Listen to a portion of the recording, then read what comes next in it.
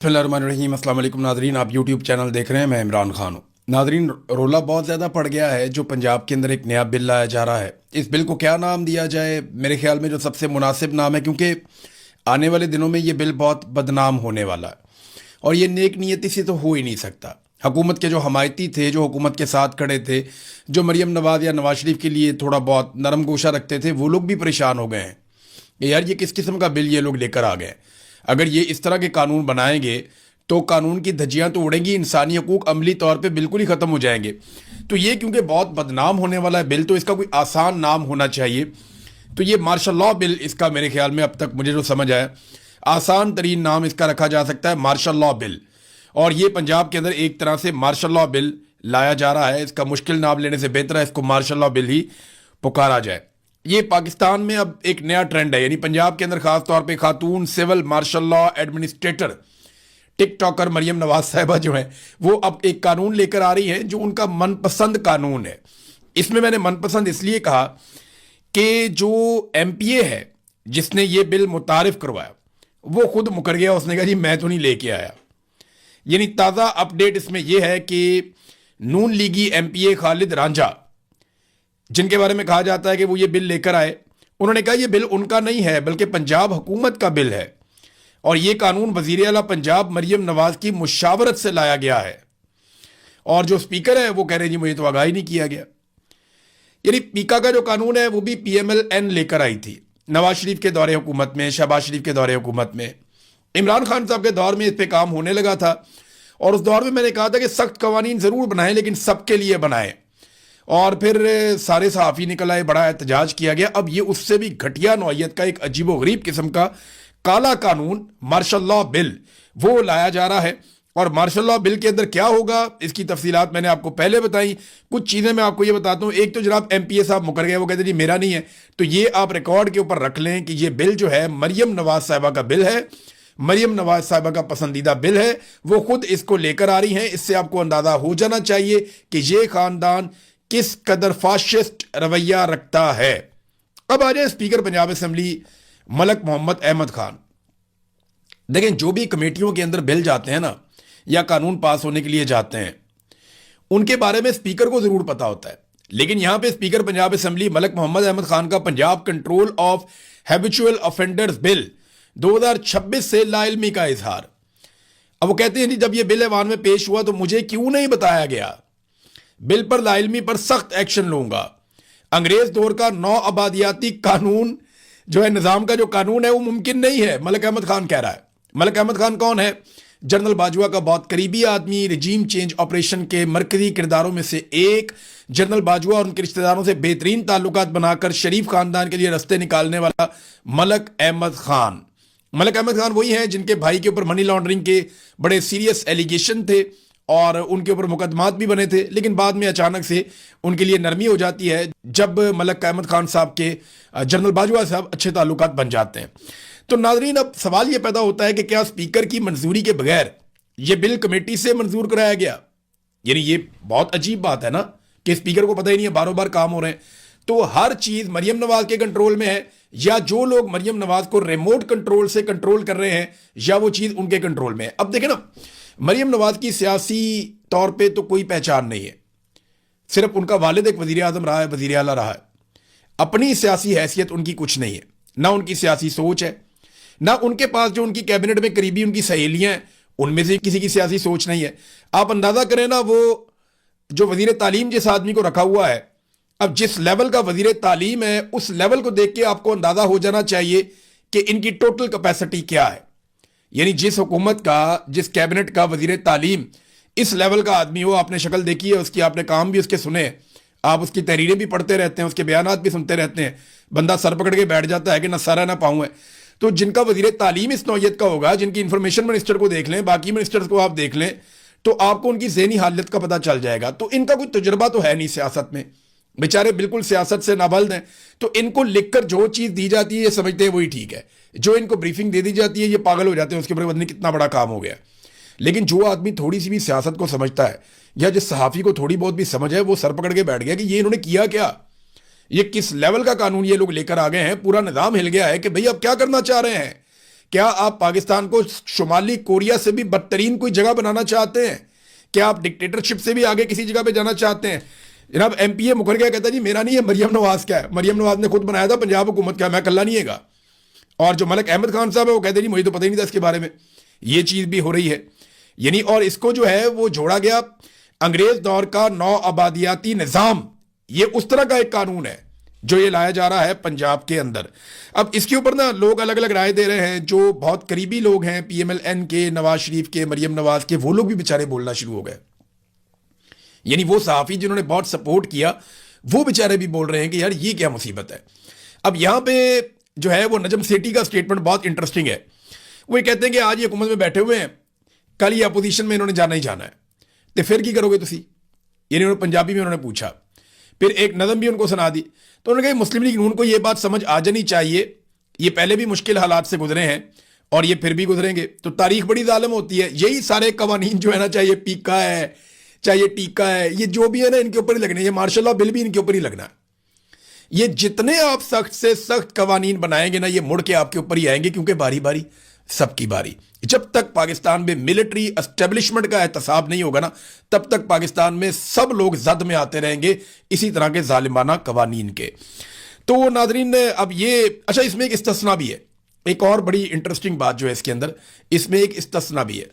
قومی پالیسی جس کے تحت بڑے منصب پر فائز شخصیات، انہیں استثناء دے دیا گیا اس کے اندر بھی کہ جناب باقی سارے تو جو ہے سماج دشمن ہو جائیں گے، باقی سب پہ تو یہ مارشل لا بل لگے گا، لیکن یہ جو ہے نا بڑے بڑے لوگ جو ہیں ان کے اوپر نہیں لگے گا. اس طرح جو پنجاب میں تیار کیا گیا جو نیا قانون ہے، اس کے تحت بھی حکومت اور اہلکاروں کو گڈ فیتھ میں اس سے استثناء ہوگا اور ان کے خلاف کوئی قانونی کارروائی نہیں ہو سکے گی. آپ اندازہ کریں، عام آدمی کی منجی ٹھوک دو، اپوزیشن کی ایسی تیسی کر دو، غریب آدمی کو رگڑا لگا دو، کوئی سوشل میڈیا پہ نوجوان آواز اٹھائے تو اس کا پورا گھر توڑ دو، جو مرضی اس کے ساتھ کرو. لیکن جب کوئی سرکاری ملازم کرے یا حکومت کرے تو آپ کے جی گڈ فیتھ میں کیا ہے. یعنی وہ ایک تاڑا کتا ٹامی تے ساڑا کتا کتا، یہ ایک مثال تھی، آپ کو یاد ہوگی.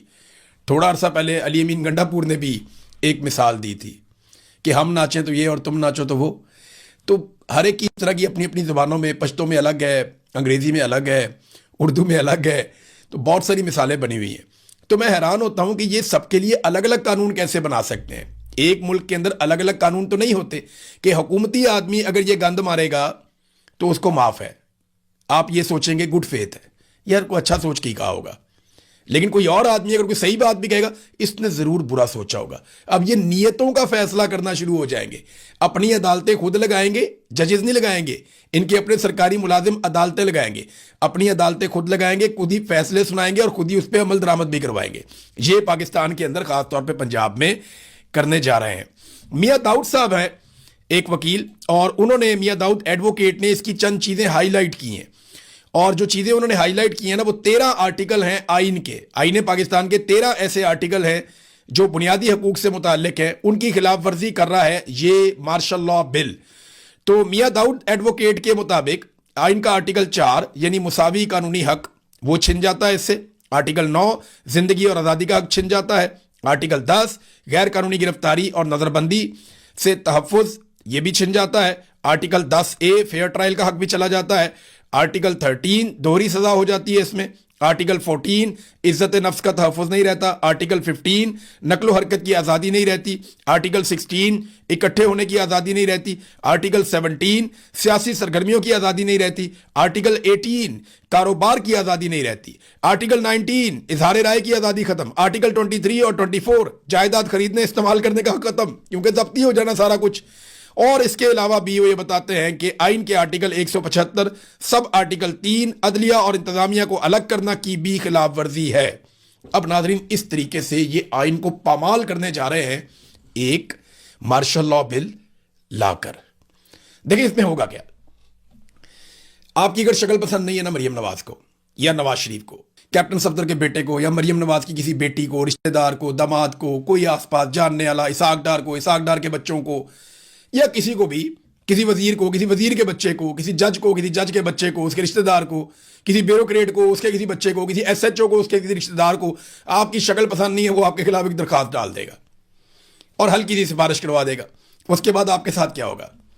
آپ کے بینک اکاؤنٹ بند، آپ کی جائیدادیں ضبط، آپ کا موبائل فون لے لیں گے، آپ کا جو ہے وہ بند کر دیں گے آپ کے موبائلز، آپ کا انٹرنیٹ کا استعمال یعنی آپ کچھ بھی سوشل میڈیا کے اوپر اپلوڈ نہیں کر سکیں گے، آپ کو وہاں پہ بھی کنٹرول کر دیا جائے گا، ڈیجیٹل نگرانی میں آپ کو ڈال دیں گے، آپ کے جسم کے ساتھ ایک ڈیوائس لگا سکتے ہیں۔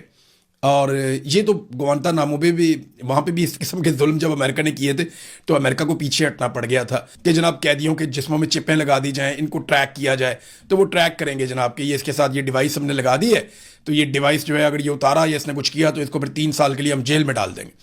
تو جناب عجیب و غریب قسم کی چیزیں آپ کے ساتھ کی جائیں گی، عملی طور پہ آپ کی زندگی ختم ہو جائے گی، یعنی آپ ٹریول نہیں کر سکیں گے اپنی مرضی سے، وہ آپ پہ ریسٹرکشن لگا دیں گے کہ آپ یہاں تک جا سکتے ہیں، یہاں سے آگے نہیں جا سکتے۔ وہ کمپیوٹر کے اوپر بیٹھ کے آپ کو دیکھ رہے ہوں گے کہ اس بندے کو ہم نے صرف بازار تک جانے کی اجازت دی تھی تو یہ پرلے بازار میں کیوں چلا گیا، یہاں میڈیکل سٹور بند تھا تو ادھر کیوں چلا گیا۔ یہ ہوتا ہے، یہ ہوتا ہے، اور یہ کریں گے، آپ دیکھیے گا مارشل لاء میں ایسے ہی ہوتا ہے۔ تو یہ چیزیں اس طرف لے کر جا رہے ہیں اور آپ کو زیادہ حیران ہونے کی ضرورت نہیں ہے کیونکہ ان کی یہی سوچ ہے۔ نواز شریف بھی بننا چاہتا تھا امیر المومنین جب پرویز مشرف نے بعد میں مارشل لاء لگا دیا تھا۔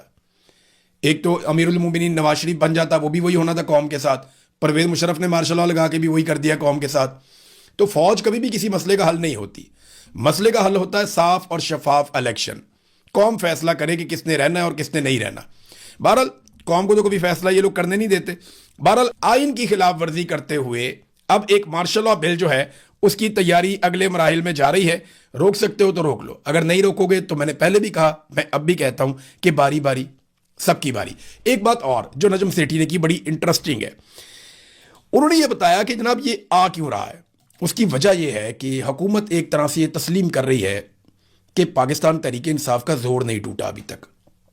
یہ میں مظہر عباس صاحب کو سن رہا تھا اور بھی بہت سارے سینئر تجزیہ کار ہیں، لیکن اب میں کہوں گا تو میرا تو تھوڑا سا اس اسٹیبلشمنٹ کے ساتھ پھڈا ہے، جو موجودہ پاکستان میں اسٹیبلشمنٹ ہے اس کے ساتھ میرا پھڈا ہے۔ انہوں نے میرے ساتھ بہت ظلم کیا، میرے سے میرا ملک چھین لیا، میری آزادی چھین لی، میرے سے میرے بہت سارے حقوق چھین لیے، مجھے بہت تکلیف دی انہوں نے، تو میرا تو ان کے ساتھ ایک پھڈا ہے۔ اگر میں بات کروں گا تو بعض اوقات آپ کو لگے گا کہ شاید یار یہ غصے میں بھی ہے، حالانکہ میں بہت کوشش کرتا ہوں اپنے اوپر کنٹرول رکھنے کی اور میں غصے سے دور رہ کر اپنا کام کرتا ہوں۔ لیکن اب بہت سینئر لوگ جو میڈیا میں ہیں وہ یہ کہنا شروع ہو گئے ہیں کہ پی ٹی آئی کا زور نہیں ٹوٹا ان سے، انہوں نے سب کچھ کر کے دیکھ لیا اور یہ کوئی ایسا پولیٹیکل بیانیہ بنانے میں کامیاب نہیں ہوئے جس سے یہ پاکستان تحریک انصاف کو کمزور کر سکیں یا ان کے ووٹ بینک کو ہلا سکیں۔ ہاں انہوں نے آپٹکس ضرور کریٹ کر لیے، جعلی الیکشن ضرور جیت لیے، لیکن جب بھی کبھی لوگوں کو موقع ملے گا فری اینڈ فیئر الیکشن میں لوگ بڑے پیمانے پہ نکل کر اسی طرح پاکستان تحریک انصاف کو ووٹ ڈال لیں گے، اور یہ بات پاکستان کی ملٹری اسٹیبلشمنٹ اور سارے جانتے ہیں۔ تو ابھی جناب ایک اور الیکشن آ رہا ہے کہ بلدیاتی الیکشن پنجاب کے اندر، تو اس سے بھی انہیں خوف ہے کہ وہاں پہ لوگ نکلیں گے اور پاکستان تحریک انصاف کو ووٹ ڈالیں گے۔ اگر ایک الیکشن بھی پاکستان کی ملٹری اسٹیبلشمنٹ نے پبلک پہ چھوڑ دیا اور الیکشن کمیشن کے اوپر دباؤ نہ ڈالا جعلی فارم 47 کے لیے، تو پوری کی پوری پی ایم ایل این، ان کی لیڈرشپ نواز شریف سے لے کے نیچے تک سارے کے سارے بری طرح ایکسپوز ہو جائیں گے، جیسے 2024 میں 8 فروری کے الیکشن میں یہ لوگ ایکسپوز ہو گئے تھے۔ ناظرین، اب سہیل افریدی صاحب نے ایک سٹیٹمنٹ دیا ہے اور ایک سخت سٹیٹمنٹ ہے ان کی طرف سے، کیونکہ 5 اگست قریب آ رہی ہے۔ اگر تو 5 اگست کا مومنٹم بنانا ہے تو پاکستان تحریک انصاف کو وہ اناؤنسمنٹ کرنی چاہیے تھی جو ان کے انٹرنل میٹنگ میں ڈسکس ہوئی تھی۔ مجھے یہ انفارمیشن ملی تھی کہ پاکستان تحریک انصاف میں یہ ڈبیٹ ہوئی تھی کہ 5 اگست کو ملک گیر احتجاج کیا جائے، 5 اگست کو پورے ملک کو نکالا جائے اور فیصلہ کن ایک لانگ مارچ کیا جائے، اور اس قسم کی تجاویز آ رہی تھی۔ لیکن پھر اچانک سے سارا کچھ ایویپوریٹ ہو گیا، سب خاموش ہو گئے، یہ خبریں کہیں دب گئی، کسی نے اناؤنسمنٹ بھی نہیں کی۔ میرے خیال میں آخری دنوں میں اناؤنسمنٹ کریں گے، چند دن پہلے، جب تیاری کا وقت نہیں بچے گا۔